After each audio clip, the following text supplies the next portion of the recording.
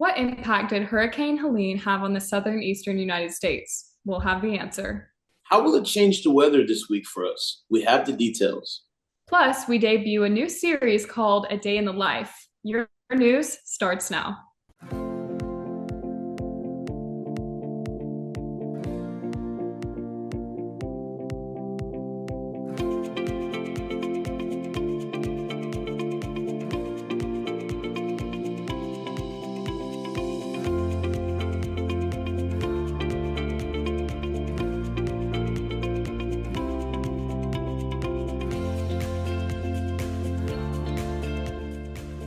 One of the most powerful hurricanes to hit the United States in years is being felt here in the Tennessee Valley.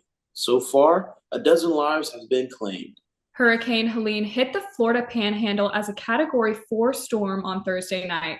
Forecasters warned that the enormous system could create a nightmare storm surge and bringing dangerous winds and rain across much of the southeastern U.S. The National Hurricane Center said Helene roared ashore around 11:10 p.m. EDT with winds estimated at 140 miles per hour.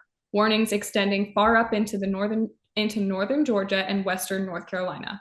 More than 1 million homes and businesses were without power in Florida and more than 50,000 in Georgia. The governors of Florida, Georgia, Alabama, the Carolinas, and Virginia all declared emergencies in their states. In Georgia, it's confirmed that 11 people have died. One person was killed in Florida when a sign fell on their car. Campus closed at 8 o'clock last night. Here's video Thursday evening.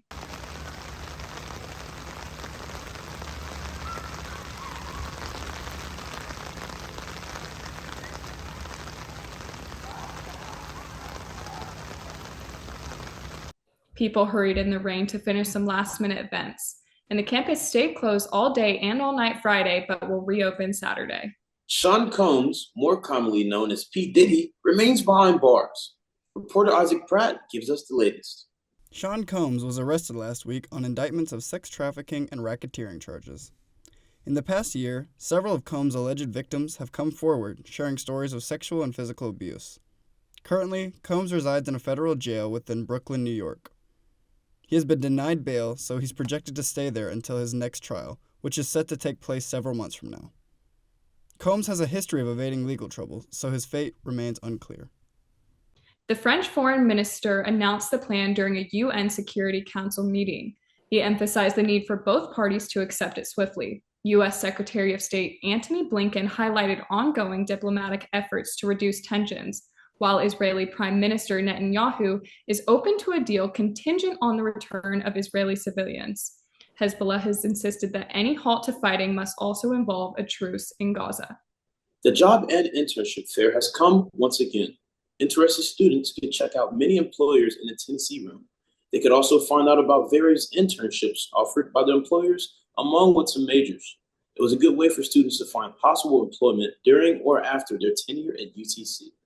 As wacky as this weather has been, we do have a bright side.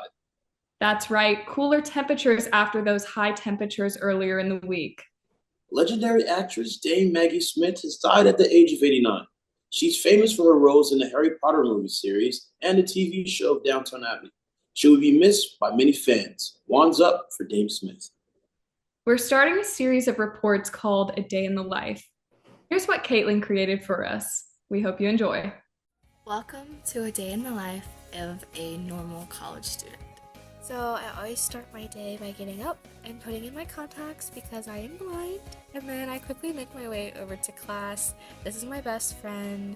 She joined me in one of the classes, and then we got lunch afterwards as a reward, and of course I had to work that off at the gym.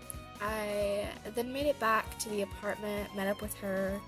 We went shopping, got my car washed, and treated ourselves to some Dairy Queen. Realizing what time it was, we headed back. Once back, we went to the gym, and then I played some video games. Today was a pretty light load, and it's always great to take advantage of those because you never know what a normal day will hold. One thing is for sure, someone is coming out a winner in this week's game between UTC and Portland State. Both have yet to put up a W this season. They meet this Saturday at Finley Stadium. Count on the Mocs News to have the results for you. The world of football was shocked when former NFL quarterback Brett Favre announced he has Parkinson's disease. Barv made the admission during a trial he was on about welfare misspending in the state of Mississippi.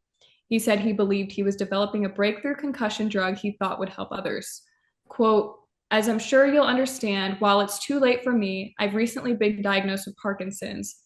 This is also a cause dear to my heart." Unquote.